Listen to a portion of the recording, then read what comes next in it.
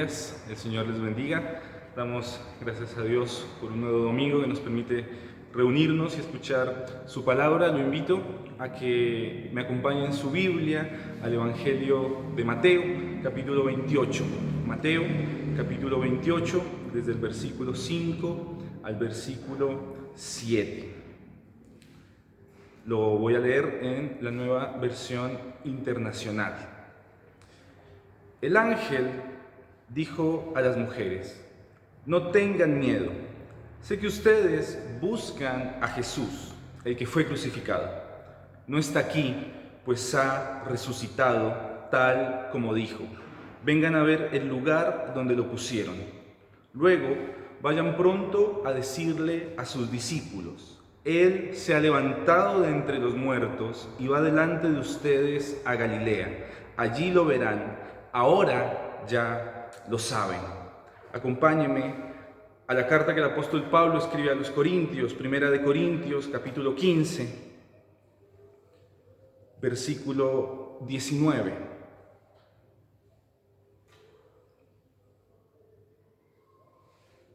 Si la esperanza que tenemos en Cristo fuera solo para esta vida, seríamos los más desdichados de todos los mortales. Lo cierto es que Cristo ha sido levantado de entre los muertos como primicias de los que murieron. De hecho, ya que la muerte vino por medio de un hombre, también por medio de un hombre viene la resurrección de los muertos. Pues así como en Adán todos mueren, también en Cristo todos volverán a vivir. Pero cada uno en su debido orden. Cristo, las primicias; después, cuando Él venga, los que le pertenecen. Entonces vendrá el fin, cuando Él entregue el reino a Dios el Padre, luego de destruir todo dominio, autoridad y poder.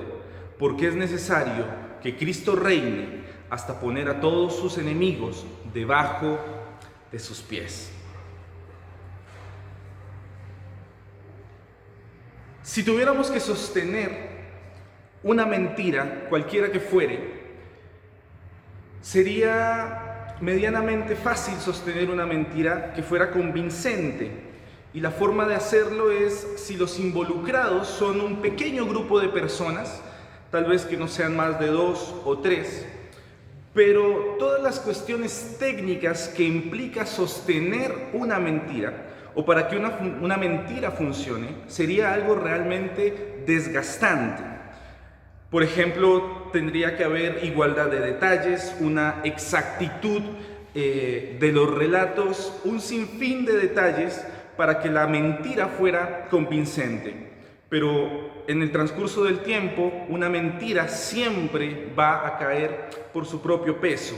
Ahora, si este principio lo aplicáramos a la resurrección de Cristo y creyéramos que la resurrección del Señor fue un complot, que su cuerpo fue escondido y que de esta forma se fingió su resurrección, tendríamos entonces que plantearnos una pregunta: ¿cómo es que entonces un grupo de 3 mujeres primero, luego 12 discípulos, luego 500 personas y luego de ello millares de personas en el mundo hoy sostienen y confiesan que Cristo ha resucitado? ¿Por qué han dado su vida, muchos de ellos, por causa de esta confesión y esta declaración de fe? ¿Será que sostener algo que no es verídico nos lleva a comprometernos a tal fin que entregamos nuestra propia vida por ello? Dice el apóstol Pablo en la primera carta de Corintios, en el capítulo 15, que si la esperanza que tenemos en Cristo fuera solo para esta vida, seríamos los más desdichados de todas las personas en el mundo. Si nuestra esperanza en la resurrección de Cristo y en la vida futura para el que cree fuera algo totalmente falso, dice el apóstol Pablo, eso para nosotros sería una vida totalmente desdichada. Es decir, estaríamos viviendo nuestra vida cristiana sin ningún tipo de propósito y sin ningún tipo de objetivo, pero nada más alejado de la realidad. si tuviéramos que dar una respuesta sencilla a esta pregunta, es que aquellos que han muerto por la verdad del Evangelio y que han muerto confesando que Cristo ha resucitado, murieron por la certeza y la veracidad de lo que vieron, pero también de aquellos que escucharon, murieron por la certeza y la veracidad de lo que vieron y lo que escucharon de aquellos que lo vieron. A través de la historia antigua y a través de la historia moderna, la resurrección de Cristo se ha puesto en un sinfín de momentos en una tela de juicio.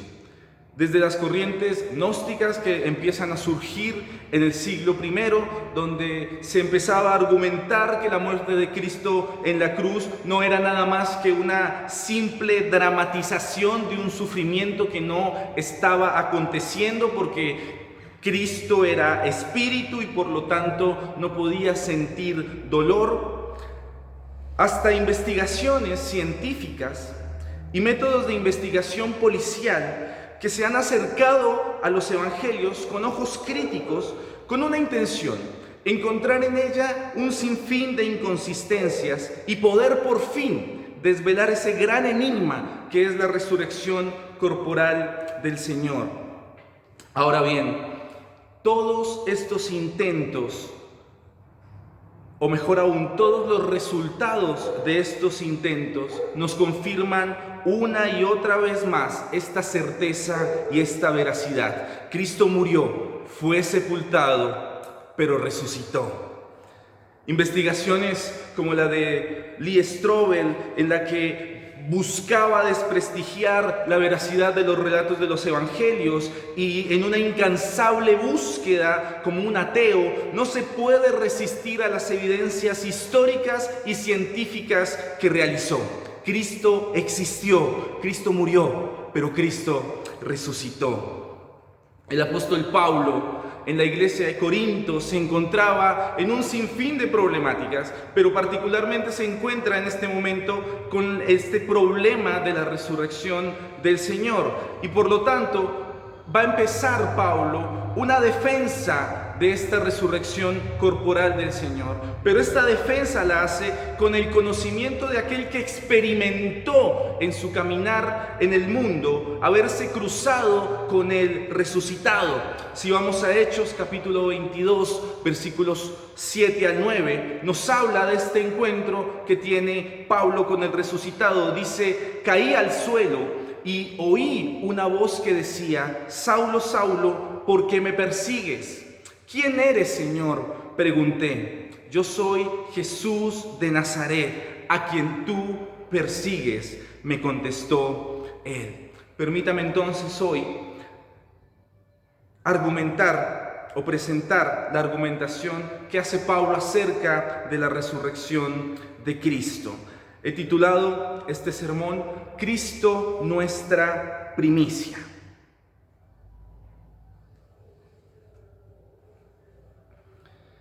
Y en primer lugar, quiero hacer una relación entre el Antiguo y el Nuevo Testamento. Este punto lo he definido desde Adán hasta Cristo. Dice el versículo 20 de 1 Corintios 15: lo cierto es que Cristo ha sido levantado de entre los muertos como primicias de los que murieron. De hecho, ya que la muerte vino por medio de un hombre, también por medio de un hombre viene la resurrección de los muertos. Pues así como en Adán todos mueren, también en Cristo todos volverán a vivir. El apóstol Pablo pone un fuerte énfasis en la resurrección de nuestro Señor. Y es importante que remarquemos esta relación que está haciendo Pablo en el final del versículo 22, donde relaciona el Antiguo Testamento con Adán y el Nuevo Testamento con Cristo, para que podamos entender allí y podamos ver la plenitud de esta revelación que apunta a Cristo y que hace un énfasis en su resurrección. Dice Pablo que Jesús es la primicia de la resurrección. Ahora, ¿cómo se entendía este concepto de primicia en el Pentateuco, en el Antiguo Testamento?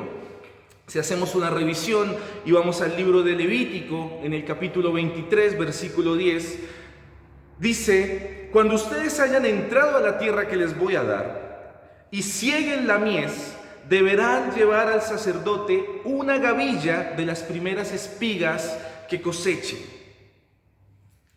Las primicias, en este sentido, en el Antiguo Testamento, no podía iniciarse la cosecha si no se había ofrecido la primicia, es decir, el primer fruto de esta cosecha. La primicia en el Antiguo Testamento es la antesala o la preparación de aquello que ha de venir en la cosecha. También en este sentido, esta primicia era una garantía que se tenía de bendición y de provisión. Ahora, ¿por qué Pablo usa este concepto de primicia en el Nuevo Testamento? Pablo usa este concepto porque la resurrección de nuestro Señor es la primicia de resurrección de todos aquellos que creen en Él. Cristo se entrega al mundo como salvación para ese mundo. Por lo tanto, entonces, debe resonar fuerte en nuestro corazón que su muerte nos reconcilia con el Padre, pero a través de su resurrección recibimos la eternidad. Bajo este concepto de primicia, entonces, Cristo es nuestra garantía de esa resurrección futura. Romanos capítulo 5, versículo 19 dice: porque así como por la desobediencia de uno solo muchos fueron constituidos pecadores, también por la obediencia de uno solo muchos serán constituidos justos. Mis amados hermanos, en Adán nosotros heredamos muerte y heredamos pecado. Pero en Cristo, nuestro nuevo Adán, heredamos una herencia de justicia, una herencia de vida y una vida de eternidad con el Padre. Qué hermoso privilegio tenemos al poder saber que a través de esta obra redentora de Cristo, que consume en la cruz del Calvario, hoy podemos tener una relación directa, íntima, personal con el Padre, sin ningún tipo de intermediario en la tierra, solamente Cristo nuestro intercesor, y podemos venir delante de Él y decir: Señor, gracias por hacernos partícipes no solamente de tu obra en la cruz, sino también, Señor, gracias por hacernos partícipes de tu resurrección. Ahora, permítame pasar a un segundo punto y hablar de lo temporal contra, o mejor aún, versus lo eterno. Debemos entender algo en este punto. Si revisamos el Antiguo Testamento y revisamos el Nuevo Testamento, vamos a encontrar una variedad de momentos y de historias y un gran número de personajes que fueron resucitados de forma milagrosa de la muerte, pero que en el transcurso natural de su vida, después de esta resurrección milagrosa, volvieron a morir. Podemos citar el ejemplo que nos aparece en Primera de Reyes, el joven que es resucitado por el clamor de Dios, por el clamor a Dios que hace Elías. Y si vamos al Nuevo Testamento, podemos citar o ver mejor la resurrección que el mismo Jesús realiza para Lázaro. Pero hay una continuidad en este milagro de resurrección, y es que aquellos que fueron resucitados volvieron a morir. Por lo tanto, la resurrección que el apóstol Pablo nos está presentando en 1 Corintios 15 no es una resurrección temporal, una resurrección parcial, simplemente con el propósito de mostrar una capacidad milagrosa de Dios en la tierra. La resurrección que el apóstol Pablo está presentando y defendiendo es una resurrección única y eterna. Es una resurrección que vence por completo la finitud del tiempo. Es una resurrección que vence la condena de la muerte. Mis amados hermanos y hermanas, la resurrección que presenta el apóstol Pablo es la hermosa y la gloriosa resurrección de Cristo. No hay otra. Si revisamos algunos sistemas religiosos en el mundo, ninguno puede superar esta verdad de una tumba vacía. Muchos movimientos religiosos hacen justamente de los lugares de descanso de los cuerpos corporales de sus líderes lugares de adoración, lugares de peregrinaje, pero solamente, y esto es una gran verdad que nos debe alentar en confianza y en perseverancia, solamente el cristianismo tiene una tumba vacía. Y esa es, mis amados hermanos y hermanas, la evidencia máxima de que el Hijo del Hombre venció la muerte. Donde los sistemas religiosos claudican, Dios vence.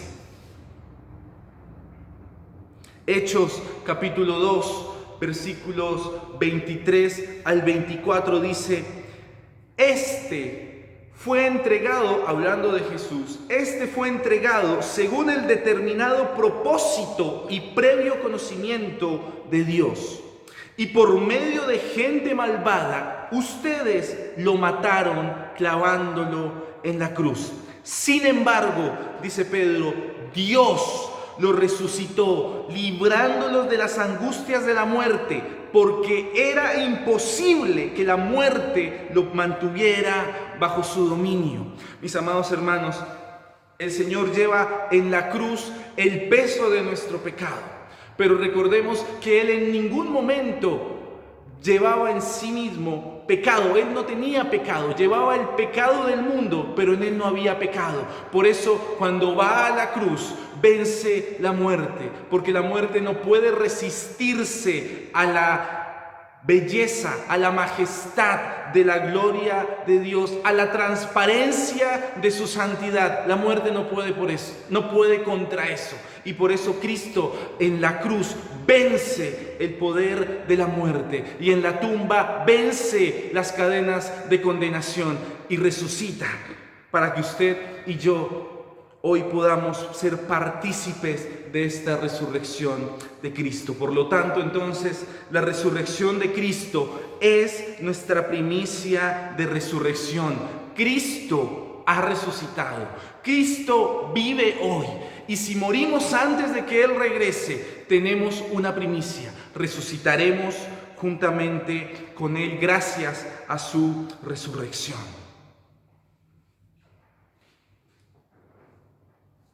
Ahora,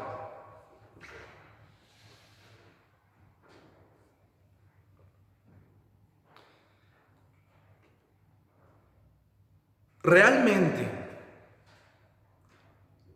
es la resurrección de Cristo un relato meramente inventado? ¿Es realmente la resurrección del Señor algo que nunca aconteció? Una vez más, decía al inicio de este sermón, para poder sostener una mentira es necesario un sinfín de exactitud y un fuerte desgaste mental y emocional para sostener una mentira. Pero hoy sabemos que la verdad del Evangelio ha trascendido Jerusalén, ha ido a los confines, a los lugares más inhóspitos incluso de la tierra. ¿Realmente se puede armar un complot de tal magnitud a través de una mentira?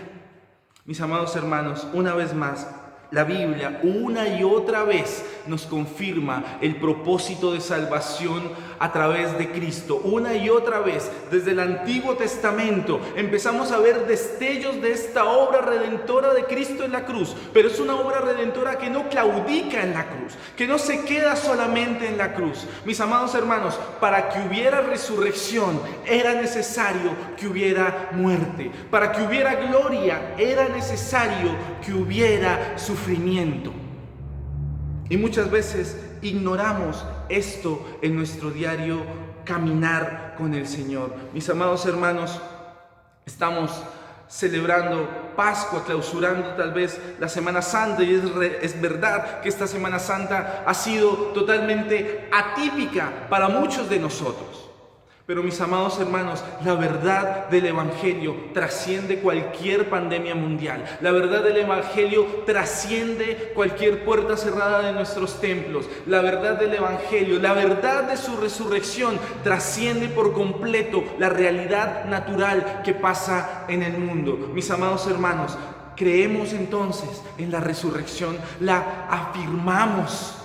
Podemos decir, como decía el apóstol Pablo, yo me crucé con ese resucitado. Ese resucitado me habló. Jesús de Nazaret me dijo, ¿por qué me persigues?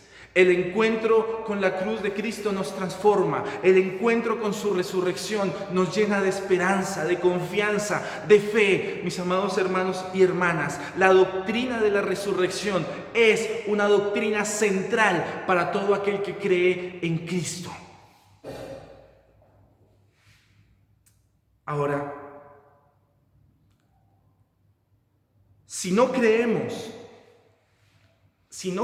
o si no creyésemos en la resurrección, por lo tanto, estaríamos negando entonces nuestra fe. Vivir una vida sin la confianza y la esperanza de la resurrección es vivir una vida desdichada. No podemos vivir una vida sin una esperanza futura. Y esto no implica vivir una vida plenamente alegres, viviendo todo el tiempo en alegría. Por supuesto que no, es antinatural vivir todo el tiempo alegres. Sabemos que hay situaciones de aflicción, sabemos que hay situaciones de sufrimiento, pero aquel que cree y confiesa la doctrina de la resurrección del Señor vive dichoso en la esperanza futura. Mis amados hermanos, vivir una vida sin esperanza futura es vivir una vida desdichada. Vano sería nuestro mensaje, vana sería la predicación, dice el apóstol Pablo algunos versículos antes en el capítulo 15 de Corintios. Dice, vana sería nuestra predicación, vano sería nuestro anuncio. Si realmente el Señor no resucitó, dice el apóstol Pablo, no tiene ningún tipo de sentido que hagamos esto que estamos haciendo. Pero mis amados hermanos y hermanas, una vez más, la experiencia de cada persona que se encontró con Cristo en su resurrección a través de los relatos del Evangelio y la evidencia que el Señor realiza en cada uno de nosotros a través de esa nueva vida que nos entrega, nos llena cada vez más de convicción. Señor, Cristo Jesús resucitó. Las evidencias históricas diferentes a la evidencia bíblica también afirman esta verdad. Existen cientos de documentos extrabíblicos que afirman la verdad, la veracidad de la resurrección de Cristo. ¿Qué más necesitamos para creer? Una y otra vez el Evangelio, o una y otra vez mejor, la historia confirma lo que los evangelios declaran. Cristo murió, Cristo fue sepultado, pero Cristo también resucitó. Mis amados hermanos, no creer en la resurrección es negar que nuestro Cordero Pascual pagó el precio de nuestra maldad. Dice el apóstol Pablo en 1 Corintios, pero ahora en el capítulo 5, versículo 7, porque Cristo, nuestro Cordero Pascual, dice la Reina Valera 60, nuestra Pascua ya fue sacrificada. Nuestro Cordero Pascual ya fue entregado. En el Antiguo Testamento, cuando aparece Moisés y aparecen los prodigios y los milagros con las plagas y luego las plagas de Egipto, el Señor les dice que se reúnan en su casa, que preparen un cordero sin mancha, que lo sacrifiquen, que lo coman rápidamente, porque eso es la Pascua, una forma de estar listos para lo que iba a acontecer, y que con la sangre de ese cordero la pintaran en sus dinteles para que cuando pasara la muerte no los tocara. Pero ahora en el Nuevo Testamento no necesitamos pintar los dinteles de nuestras casas con la sangre del Cordero. Ahora debemos ser partícipes de la obra de Cristo en la cruz. Por su sangre hemos sido sanados, por su sangre hemos sido salvados. Cristo se presenta al mundo como la Pascua. Su Pascua, nuestra Pascua mejor, como dice el apóstol Pablo, ya fue entregada, ya fue sacrificada, y por eso nos gozamos, y por eso nos deleitamos, y por eso tenemos esperanza en Cristo Jesús. ¿Crees en la resurrección? ¿Vives como alguien que sabe que la vida no termina en el aquí y en el ahora, sino que luego de la muerte hay una recompensa de gloria para el que cree? Una vez más hoy, el Señor viene y se pone delante de nosotros y nos dice, tal vez nosotros con cierta actitud de duda, viene una vez más y nos dice, toca mis manos, toca mi costado, ponte tan cerca como necesites, porque lo que traigo para ti es salvación y sanidad. Primera de Corintios capítulo 15, versículo 54, dice, la muerte ha sido devorada por la victoria. ¿Dónde está, oh muerte, tu victoria? ¿Dónde está, oh muerte, tu aguijón? El aguijón de la muerte es el pecado, y el poder del pecado es la ley. Pero me encanta cómo concluye en el versículo 57 el apóstol Pablo. Dice, pero gracias a Dios que nos da la victoria por medio de nuestro Señor Jesucristo. ¿Dónde está, muerte, tu victoria? ¿Dónde, oh muerte, tu aguijón? Gracias a Dios que Él nos da la victoria, no por nuestros propios medios, no por nuestros propios méritos, porque como bien decía también el apóstol Pablo, no había nadie justo.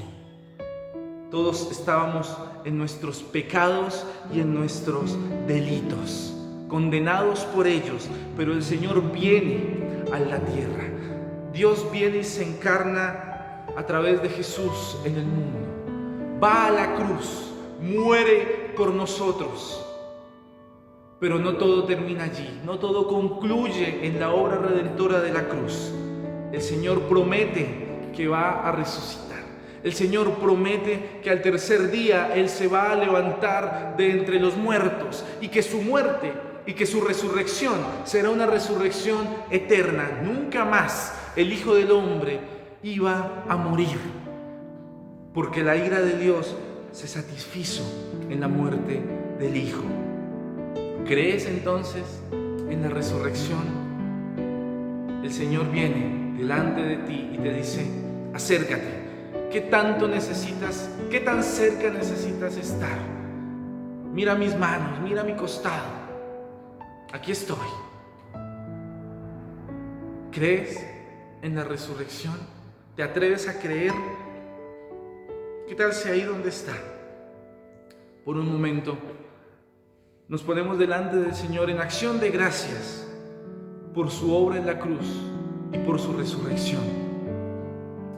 Y oramos a Él. Señor, te doy muchísimas gracias en esta mañana. Señor, te damos gracias porque podemos venir delante de ti sin ningún tipo de intermediario. Y podemos, Señor, venir delante de ti en acción de gracias a pedirte, Señor, que sigas obrando en medio de nuestras vidas. Señor, te queremos dar gracias porque una y otra vez, Señor, la historia confirma lo que la Escritura ya nos decía.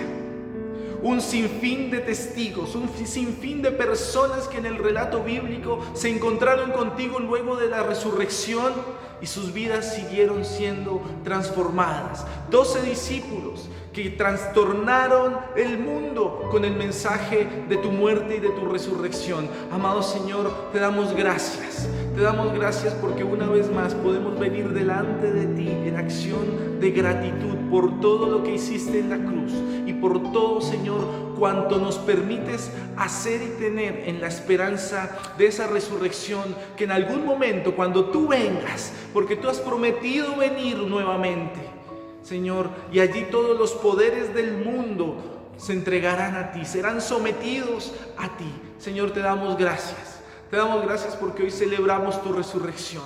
Te damos gracias porque hoy conmemoramos una vez más que fuiste a la cruz, que fuiste sepultado, pero que la historia declara y afirma que resucitaste y que a través de esa resurrección podemos ser partícipes de tu obra redentora. Amado Señor, gracias por esta oportunidad. Gracias, Señor, por este privilegio que nos permites tener en esta hora. Te pedimos, Señor, que podamos vivir nuestras vidas con la certeza y la convicción de esta verdad. Cristo murió, Cristo fue sepultado, pero Cristo resucitó, vive hoy para la eternidad. En el nombre de Jesús te damos gracias, Señor. Amén y amén. Dios les bendiga. Felices Pascuas.